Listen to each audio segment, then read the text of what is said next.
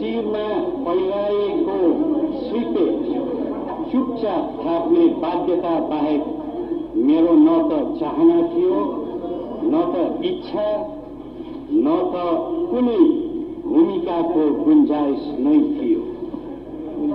त्यस्तै ती प्रिय आदरणीय परिवारका सब आँसु बगाएर मन हलुका पार्ने मौका समेत पाउन नसक्ने परम्परा र कर्तव्यको जन्जिरमा बाँधिन विवश मेरो अन्तर वेदना शब्दमा व्यक्त गर्न सक्दिनँ।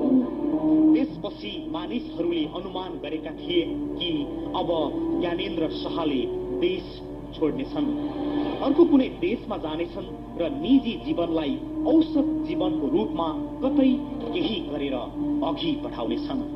मानिसहरूले अरू पनि धेरै परिकल्पना गरेका थिए कि अब यो देशबाट हतोत्साह भोगिसकेपछि पक्कै मौन एक नागरिक मात्र भएर ज्ञानेन्द्र शाह नेपालमा नबस्न सक्छन्। तर यी सब कल्पना र अनुमानहरूभन्दा फरक ज्ञानेन्द्र शाहले देश छोड्न सकेनन्। यस्तो समयको मोडमा नारायण हिटी अहिले एउटा संग्रहालय भएको छ। उनी नागार्जुनमा पास बस्छन्। देश गणतान्त्रिक भएको छ र जनताको छोरो राष्ट्रपति भएको छ। थाहा छैन यी स्थितिहरूले देशलाई के परिवर्तन दियो कुन्नी जनताको व्यवहारमा। तर देशैभरका जनतालाई भेट्दै हिँडेका पूर्व राजा ज्ञानेन्द्र शाहले राज संस्थाको एक भग्नावशेष भएर यस अघिको अन्तर्वार्तामा भने कि म सक्रिय भूमिका सहित होइन, अभिभावकीय भूमिकाका साथ यो देशमा फेरि राजा हुन चाहन्छु। एकपटक फेरि यो देशलाई एउटा आफ्नो नेतृत्वदायी भूमिका अथवा सक्रिय भूमिका दिन तयार हुनुहुन्छ भनेर बुझेँ मैले। गलत त भएन होला? गलतै भयो। कसरी गलत भयो? जसरी यहाँले वातावरणको व्याख्या गर्नुभयो, जसरी मान्छेको मागको कुरा गर्नुभयो, जसरी म के गर्न चाहन्छु देशका प्रति भन्ने चाहना व्यक्त गर्नुभयो, तर सक्रिय रूपमा होइन। तपाईँले सक्रिय पनि शब्द प्रयोग गर्नुभयो। नेतृत्व दिन चाहनुहुन्छ तर सक्रिय रूपमा होइन, अभिभावकको रूपमा। That is better. सही शब्दमा।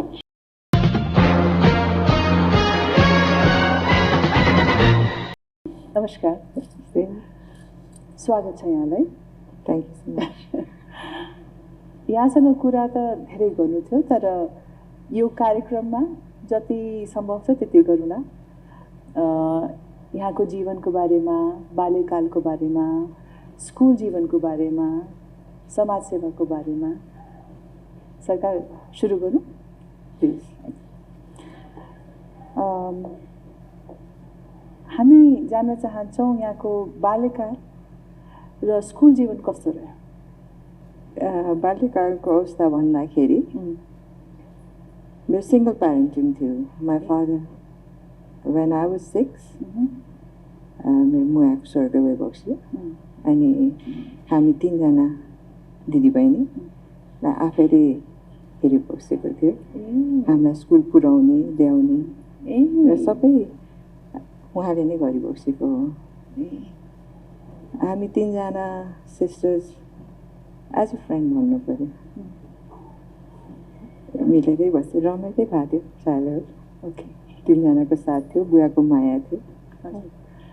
अनि यहाँको स्कुलको बारेमा अलिकति? स्कुल 3जनामा म चाहिँ नि अलिकति पढाइमा कम थिएँ होला। बिकज अब मेरो जेठी दिजु उहाँ अहिले साइकोलोजिस्ट हुनुहुन्छ। अनि मेरो कान्छी बहिनी चाहिँ नि डर्मेटोलोजिस्ट, डक्टर हुनुहुन्छ। मैले 12 क्लाससम्म मात्र पढेँ अनि त्यसपछि बिहा भइहाल्यो। यहाँको अलिकति त्यो क्षण, त्यो पल कस्तो होला जब तपाईँको बिहे भयो एउटा राज परिवारसँग? अब सबैजनाको बिहा हुँदा उत्सुकता त भइहाल्छ सबैजनालाई। हजुर, त्यही हो, माया मोह नै थियो। हजुर। यहाँको जस्तो यहाँ पनि आफैमा आमा हुनुहुन्छ, यहाँको छोराछोरी विदेशमा पढिरहेछन्, उहाँहरूको भविष्य कसरी हेर्नुहुन्छ? भविष्य सबैजना एज अ प्यारेन्ट अब बुवा आमाले जसरी हेर्छ सबैको राम्रो होस् भन्ने नै सोचिन्छ हो। अब गर्ने नगर्ने जति सक्दो दिन सकिन्छ परिवारमा। अब आमा बुवाले हामीले दिएकै छौँ, अब कतिको गर्न सकिन्छ उनीहरूकै क्षमता पनि हुन्छ। एब्सोल्युटली। हजुर, मलाई चाहिँ त्यही लाग्छ कि बच्चाहरूले जुन कुरामा आफ्नो लिन सक्नुपर्ने हो उनीहरूको त्यही सब्जेक्ट लिएर पढोस्। हजुर, त्यही भएर 12 क्लाससम्म चाहिँ नि जुन पढाइहरूमा हेर्ने त्यो गरेको थिएन हामीले। अब युनिभर्सिटी जाँदाखेरि आफ्नो जो भविष्य आफै बनाउने उनीहरूले आफै आफ्नो सब्जेक्ट छानेर पढेका छन्। ओके। म चाहिँ नि तपाईँको ठुलो प्रशंसक हुँ। तपाईँ as a woman, as a woman of the house होइन, एज अ मदर, र तपाईँले जुन एउटा देश र जनतालाई सेवा गर्छु भनेर जुन हिमानी ट्रस्ट खोल्नुभयो, धेरै काम गर्नुभएको छ, र त्यसको बारेमा अलिकति भनिदिनुहोस् न। सुरुवातमा हिमानी ट्रस्ट कसरी सुरु भयो? अब तपाईँहरू पत्रकार मित्रहरूबाट नै मैले पत्रिका पढेको थिएँ, अनि त्यहाँ पढ्दाखेरि दोलखाको नाम्दो गाउँमा पानीको समस्या देखेँ। त्यो त्यति धेरै ठुलो कुरो पनि थिएन। अनि अब त्यही पानी ट्याङ्की बोकेर र पाइपलाइन बोकेर जान्छु भनेर गएको थिएँ। अनि त्यहाँ अलिकति समस्याहरू देखेर जाने नजाने, अनि त्यसमा मैले दृढता गरेँ जस्तो यति मैले दिन गएको, मैले केही राम्रो नराम्रो काम गर्नु गएको त होइन, जे भए पनि म पुऱ्याउँछु भनेर गएँ। झन् च्यालेन्ज महसुस भयो। त्यो च्यालेन्ज फेस गर्दाखेरि मैले गर्दै गएँ। हजुर, अनि यसै गरेर चाहिँ नहुने रहेछ, एउटा संस्था स्थापना गरेर जाँदाखेरि चाहिँ राम्रो हुन्छ भन्ने सबैजनाको सुझाव भयो। अनि त्यसरी हिमानी ट्रस्ट गर्दै। ए, अनि अलिकति हिमानी ट्रस्टको भारी प्रोजेक्टहरू बारेमा अरू के गरिदिनुहुन्छ भनेर भनिदिनु न। हाम्रो अहिले 3टा प्रोजेक्ट प्रोसेसमा छ। त्यसमा चाहिँ नि हाम्रो वर्षेनी बाढी गइरहेको छ। अब इमिडिएट राहत त छँदैछ, तर त्यसको विषयमा हामीले किन अझै बढी सोच दिन सकिन्छौँ होला नि हामीले होइन। त्यसको लागि सेल्टर होम बनाउने हामीले सोच राखेका छौँ। त्यो सेल्टर होममा चाहिँ नि तुरुन्तै हेलिकप्टर पनि जान सकोस्, राहतको सामग्री त्यहीँबाट बिक्री पनि होस् र मानिसहरूले त्यहाँ गएर बस्न पनि पाए। अनि वार्षिनी केही उनीहरूको कामहरू छ भने त्यहाँ गर्न पनि सकिन्छ। त्यो लिएर चाहिँ हामीले एउटा सेल्टर होम बनाउनु खोजेको छौँ। एउटा पर्मानेन्ट सल्युसन जस्तो। हजुर। अनि अर्को चाहिँ नि हाम्रो ठुलो गाउँपाखाहरूतिर चाहिँ नि धेरै समस्याहरू के देख्यौँ महिलाहरूको मटर्निटी होम को आशा गरेर चाहिँ त्यो मटर्निटी होम बनाउने पनि हाम्रो प्रोसेसमा छ। ओके। अब मैले यो हिमानी ट्रस्ट स्थापना गरेदेखि नै पहिल्यैदेखि नै मैले नमुना गाउँ बनाउने भन्ने इच्छा थियो। त्यसमा पनि हामी काम गर्दै।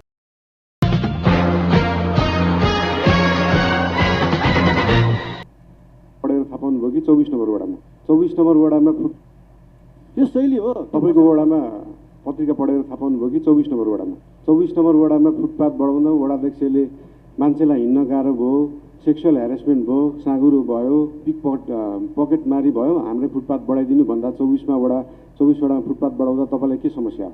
मैले कहाँको कुरा गरिरहेको छु? तपाईँले कहाँको कुरा गरिरहेको? अहिले 24 वडामा फुटपाथ बढ्दैछ। 24 को कुरा गरिरहेको छु। न्यू रोड 24 को कुरा न्यू रोड कहाँ पर्छ? 24 मा न्यू रोडको पोल कहाँ पर्छ? 24 मा अहिले फुटपाथ बढाउँदा तपाईँलाई समस्या के हो? अहिले पोलको विषयमा तपाईँले ज्ञान नभएको, न्यू रोड कहाँ पर्छ? होइन 24 मा अहिले फुटपाथ बढाउँदा तपाईँलाई समस्या के हो? मैले 24 को न्यू रोड 24 को मात्र हो। अहिले काम कहाँ भएको छ? न्यू रोडको अहिले काम जुद्ध शालिगदेखि इन्द्रचोक भइरहेको छ। अनि तपाईँले चाहिँ 22मा ठेक्का नहालेको होइन 24मा काम हुँदैछ, तपाईँको 22मा कामै भएको छैन, तपाईँलाई के समस्या भयो? के समस्या भयो भन्नुभयो तपाईँले प्रश्नको उठान गर्नुको कसरी? मैले के भनिरहेको छु? पत्रिका पढेर कसरी थाहा हुन्छ? कान्तिपुरको अनलाइनमा पहिलोपल्ट आयो। 24 नम्बरमा काम हुँदाखेरि 24को वडाध्यक्षलाई केही समस्या छैन, उहाँलाई फुटपाथ चाहियो, तपाईँलाई के समस्या हो? मैले के भने त भर्खरै भन्दै हुन्छ त। अहिले नयाँ सडक चाहिँ तपाईँले 24 मात्रै गर्नु खोज्नु भएको 24को भइरहेछ काम होइन त? 24 मात्रै गर्नु खोज्नु भएको हो हो हो। तपाईँले अस्ति चाहिँ योभन्दा अगाडि 25मा बढ्यो के भन्नुभएको थियो? यत्रो साथीहरू छ, हजुर के भन्नुभएको थियो? म यो काम गर्दिनँ भन्नुभएको थियो होइन? गर्दिनँ भनेकै छैन, ल सहकार्यमा गर्नुपर्छ, तपाईँसँगै बसेर तपाईँसँगै सल्लाह गरेर गरे हो। मेयर साहबले सहकार्यको कहाँनिर गर्नुभयो? तपाईँसँगै सहकार्य गरेर फुटपाथ बढाउने डिजाइन तपाईँले हेरेकै हो, सबै वडाध्यक्षहरूले हेर्नुभएकै हो सम्बन्धित। अहिले आएर कुरा फरक गर्न पाइँदैन नि। के कुरा फरक पारेँ मैले? दैनिक 1 लाखभन्दा बढी जनसङ्ख्या हिँड्ने ठाउँमा कति फुटपाथको साइज कति चाहिन्छ थाहा छ तपाईँलाई? ल तपाईँ थाहा छ, तपाईँले भन्नुहोस् न। तपाईँ त अब प्राविधिक मान्छे पनि हो, भन्नुहोस् न, जानकारी पाउन। 3 मिटर, कम्तीमा 3 मिटरभन्दा बढी हुनु पर्थ्यो। सडक विभागले नै बनाउनु पर्थ्यो। कालो पत्रे त्यहाँनिर 7 मिटरभन्दा चाहिँदैन। जब सडक विभागले चाहिँ यो कामप्रति आपत्ति विमति जनाइसकेको छ, सडक विभागले आपत्ति जनाएको होइन। सडक विभागले आपत्ति जनाएको भए उसलाई 15 दिनभित्र रिप्लाई दिनु भन्दाखेरि उसले दिएको छैन, ठेक्का लगाइसकेको छ। सडक विभागले बनाएको फुटपाथै होइन त्यो, काठमाडौँ महानगरपालिकाले बनाएको। म अर्को कुरा गर्दिनँ। हाम्रो संस्थामा राज्यको विधान मान्ने कि नमान्ने, हामीले सम्मान गर्ने कि नगर्ने? राज्यको प्रोसेसमा महानगरपालिकाले सडक विभागलाई चिठी काटेको 15 दिनभित्र उसले जवाब नदिँदा त्यो मान्ने सर हुन्छ। तपाईँको वार्डको तपाईँ मलाई सोध्नु, मैले तपाईँलाई सोधौँला, कुरा छलफल गरेर। अर्काको वार्डको तपाईँलाई के चासो? उहाँले सोध्नुहोस् न। विनोद राज भण्डारीजी, तपाईँलाई फुटपाथ त्यहाँ बढाउन चाहिएको छ कि छैन भन्नु पर्यो।